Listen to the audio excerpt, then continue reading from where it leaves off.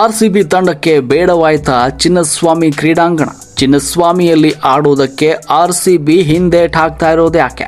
ಪ್ರಿಯ ವೀಕ್ಷಕರೇ, IPL season 18ಕ್ಕೆ ಈಗಾಗಲೇ ಎಲ್ಲೆಡೆ ಕೌಂಟ್ ಡೌನ್ ಶುರುವಾಗಿದೆ. ಈ ಮೆಗಾ ಟೂರ್ನಿ IPLಗಾಗಿ ಈಗಲೇ ಎಲ್ಲಾ ತಂಡಗಳು ತಮ್ಮ ಸಿದ್ಧತೆಗಳನ್ನ ಕೂಡ ಆರಂಭ ಮಾಡಿಕೊಂಡಿವೆ. ಹಾಗೆ ಹಾಲಿ ಚಾಂಪಿಯನ್ ರಾಯಲ್ ಚಾಲೆಂಜರ್ಸ್ ಬೆಂಗಳೂರು ಕೂಡ ಅಭ್ಯಾಸದ ಅಖಾಡಕ್ಕೆ ಧುಮುಕಿದೆ.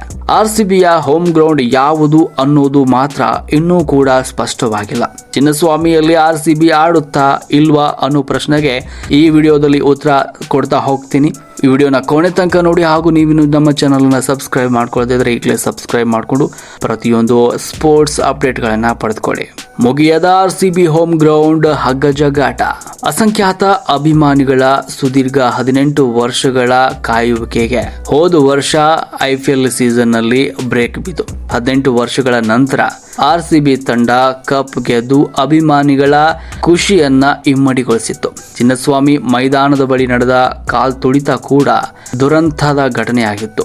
ಆ ಖುಷಿಯನ್ನ ಕಿತ್ತುಕೊಂಡಿತ್ತು. ಈ ಭೀಕರ ದುರಂತದಿಂದಾಗಿ ಚಿನ್ನಸ್ವಾಮಿ ಕ್ರೀಡಾಂಗಣಕ್ಕೆ ಕಪ್ಪು ಚುಕ್ಕೆ ಅಂಟಿತ್ತು. ಆವತ್ತಿನಿಂದ ಇವತ್ತಿನವರೆಗೂ ಕೂಡ ಚಿನ್ನಸ್ವಾಮಿ ಕ್ರೀಡಾಂಗಣದಲ್ಲಿ ಯಾವುದೇ ಒಂದೇ ಒಂದು ಪಂದ್ಯ ಕೂಡ ನಡೆದಿಲ್ಲ. ವೆಂಕಟೇಶ್ ಪ್ರಸಾದ್ ನೇತೃತ್ವದ ಕಮಿಟಿ ಹೋರಾಟ ನಡೆಸಿ ಪಂದ್ಯ ಆಯೋಜನೆಗೆ ಕೊನೆಗೂ ಸರ್ಕಾರದಿಂದ ಪರ್ಮಿಷನ್ ತಂದಿದೆ. ಚಿನ್ನಸ್ವಾಮಿಯಲ್ಲಿ ಆಡುವುದಕ್ಕೆ ಆರ್ಸಿಬಿ ಇನ್ನೂ ಕೂಡ ಹಿಂದೇಟ್ ಹಾಕ್ತಾ ಇದೆ.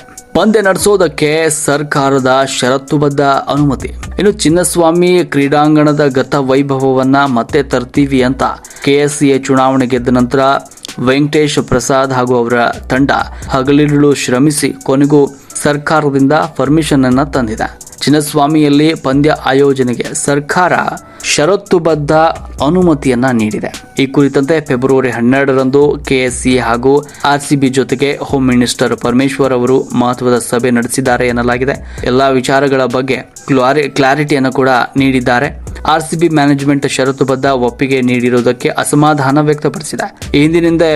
ಹಿಂದಿನಂತೆ ಯಾವುದೇ ಕಂಡೀಷನ್ ಇಲ್ಲದೆ ಪಂದ್ಯ ಆಯೋಜನೆಗೆ ಅನುಮತಿ ನೀಡಿ ಅಂತ ಕೇಳಿಕೊಂಡಿದೆ. ಫೆಬ್ರವರಿ 12ರಂದು ಹೋಮ್ ಮಿನಿಸ್ಟರ್ ಜೊತೆಗೆ ಮೀಟಿಂಗ್ ಮುಗಿಸಿ ಹೋದ ನಂತರ ಆರ್ಸಿಬಿ ಪಂದ್ಯ ಆಡೋದ್ರ ಬಗ್ಗೆ ಯಾವುದೇ ರೀತಿಯ ಸ್ಪಷ್ಟನೆಯನ್ನ ನೀಡಿಲ್ಲ.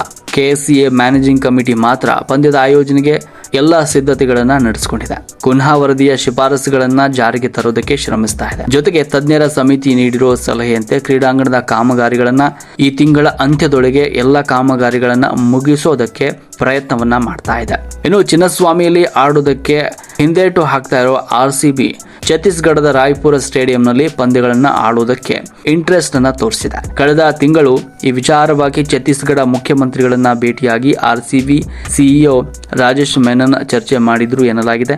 ಆ ಬಳಿಕ 2 ಪಂದ್ಯಗಳ ಆಯೋಜನೆ ಬಗ್ಗೆ ಛತ್ತೀಸ್ಗಢ CM ಅಧಿಕೃತ ಘೋಷಣೆಯನ್ನ ಕೂಡ ಮಾಡಿದ್ರು.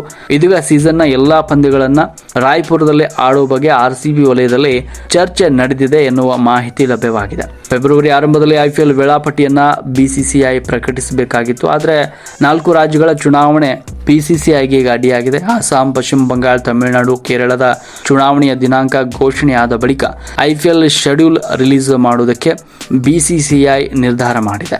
ಅಷ್ಟರೊಳಗೆ ಆರ್ಸಿಬಿ ತನ್ನ ಹೋಮ್ ಗ್ರೌಂಡ್ ವಿಚಾರದಲ್ಲಿ BCCIಗೆ ಸ್ಪಷ್ಟತೆಯನ್ನ ಕೊಡಬೇಕಾಗಿದೆ.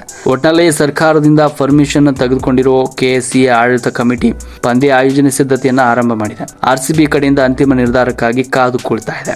ಆರ್ಸಿಬಿ ಹಾಗೂ KSCA ನಡುವೆ ಒಮ್ಮತದ ನಿರ್ಧಾರವಾದರೆ ಮಾತ್ರ ಈ ಬಾರಿಯ ಚಿನ್ನಸ್ವಾಮಿ ಕ್ರೀಡಾಂಗಣದಲ್ಲಿ ಆರ್ಸಿಬಿ ಪಂದ್ಯಗಳು ನಡೆಯಲಿವೆ. ಇಲ್ಲದೇ ಇದ್ರೆ ಹೊಸ ಹೋಮ್ ಗ್ರೌಂಡ್ ನಲ್ಲಿ ಆರ್ಸಿಬಿ ಪಂದ್ಯವನ್ನ ಆಡಬೇಕಾಗತ್ತೆ. ಇದಾಗಿತ್ತು ಈ ಕ್ಷಣದ ಸ್ಪೋರ್ಟ್ಸ್ ಅಪ್ಡೇಟ್. ಇನ್ನಷ್ಟು ಸ್ಪೋರ್ಟ್ಸ್ ಸುದ್ದಿಗಳಿಗಾಗಿ ನಮ್ಮ ಚಾನಲ್ ಅನ್ನ ಸಬ್ಸ್ಕ್ರೈಬ್ ಮಾಡಿಕೊಳ್ಳಿ ಹಾಗೂ ವಿಡಿಯೋನ ಶೇರ್ ಮಾಡಿ, ಲೈಕ್ ಮಾಡಿ.